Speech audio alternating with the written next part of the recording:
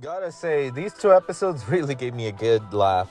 I mean, shit, there's a lot of funny shit that happens in their individual episodes, but fucking hell, I am enjoying this second half as much as I enjoyed the first, as well as how I enjoyed season 1. Just funny shenanigans, serious stuff when it needs to be serious, you know, all that good stuff.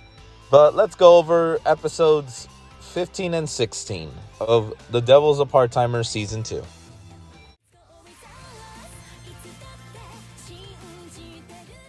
So, with this episode, it definitely continues on the whole arc with this demon that wants to bring back Sadao Mao back to Enta Isla. Also, funnily enough, it is the last episode regarding this arc. Anyway, so the way things go is that you have a group with Sariel basically discussing the whole manner about, well, these guys are going to keep being persistent, and that now Mao, having made this mistake of instinctively protecting Chiho, basically gave away that, she's the weakest link of the group. So, using Chiho, basically asks Sariel for assistance. Obviously, Sariel is not exactly chummy, considering that they're the reason he got banned from McDonald's, as well as being, well, technically enemies. So Chico just says, well, I'll just put in a good word for you to be unbanned, which instantly convinces him to train with Chiho. And we have another session with Chiho, basically continuing on from episode 13. But what I like about this training session, it's telecommunication, which plays a part in this episode a lot more. But what the goal is to have a link with someone, in this case Susanoo, and to project what's going on.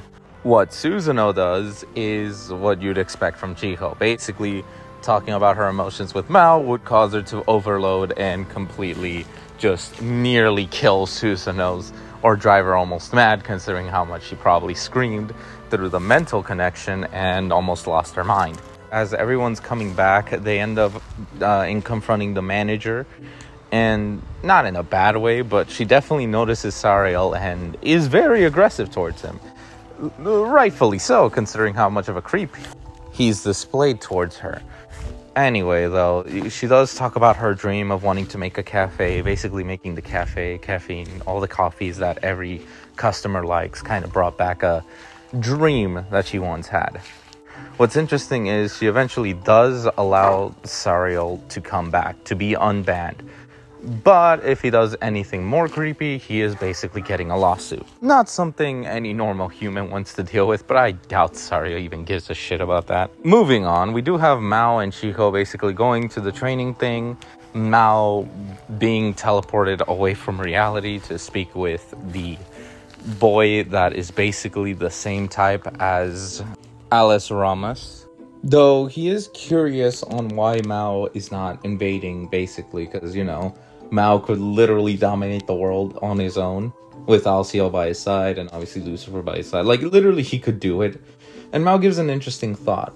He is learning the culture. He wants to do better since his first invasion for Enta Isla failed because there wasn't, like, a proper goal.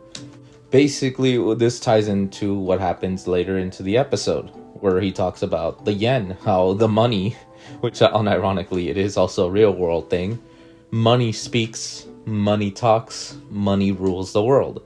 It may look useless because literally it's just paper, but the thing is, the people in both fiction and reality make that paper have value. That's what makes it interesting. But going on with that, we also have Chiho speak with the boy, go quietly with him, and use the stuff that was trained in this episode, actually. The link.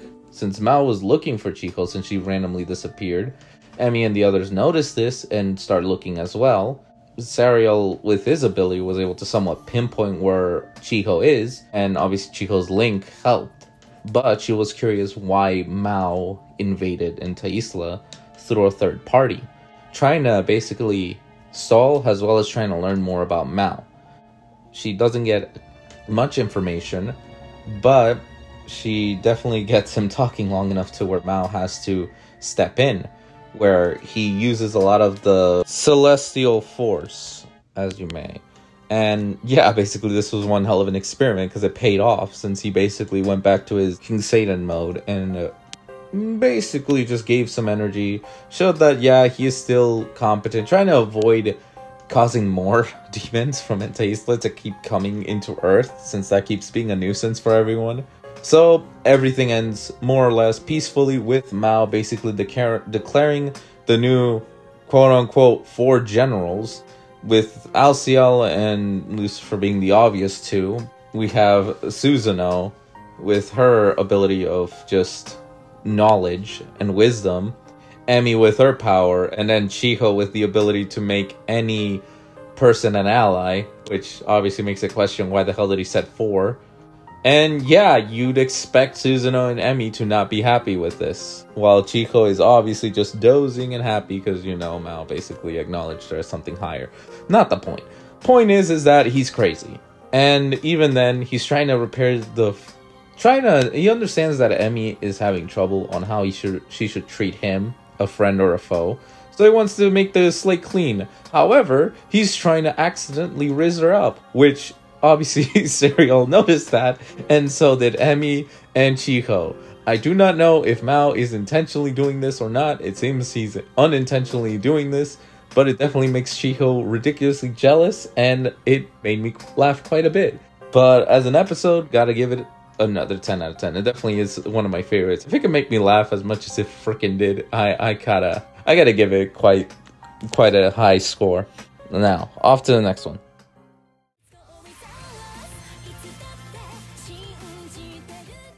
For episode 16, I only can say is that it is quite the damn wholesome episode, considering that the main plot A, revolves around Mao and Yusa going to buy a futon for Alice Rama so that way she can sleep over in Mao's place. Since in the beginning of the episode, Emmy does make a point on arguing with Mao and Alciel that what the fuck are they gonna do with a baby sleeping on the ground?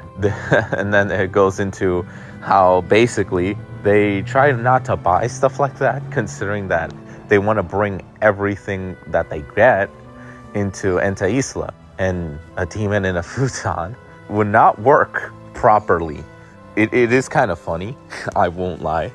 And I can kind of see why Chiho is worried of Emmy, considering that Emmy and Mao make a genuinely good relationship, especially considering that they look like a married couple. And I just like how Emmy, every time it's brought up, she just can't stand it. She is just dumbfounded. Though we got the B plot, which is just Susanoo gets crocodile taste. Something related to crocodile that Mao was given by a coworker. She tastes it with one of her noodles, but something goes wrong because she stops responding for the rest of the day, even though she had offered Alciel and Lucifer like a place to sleep so that way Emmy, Mao, and Alice can like sleep all together as a sleepover. And I just love Alciel just doing his damn best to make sure that it's possible. It is just a wonders of just pure fun.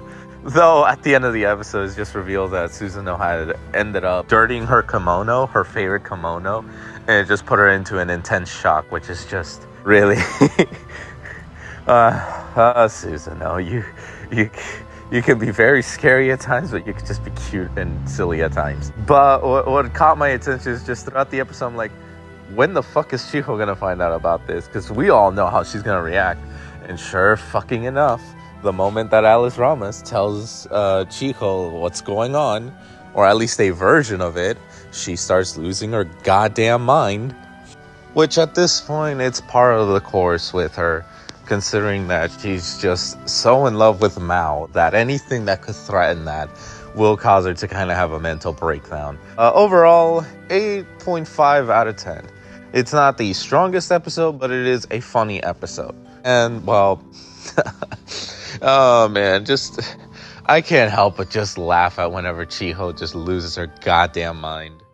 Overall, these 2 episodes are pretty good. They have as the last one, when it comes down to having the serious stuff with some funny stuff mixed in, kind of keep it balanced. And then you have the other one, which is just pure wholesomeness, but it's still related to the plot a slight bit, since it's just developing the characters. Giving it a little more of what Mao said, that he wanted to start the relationship basically from zero. But anyway, this is Green Warren Channel 1 signing up. Peace.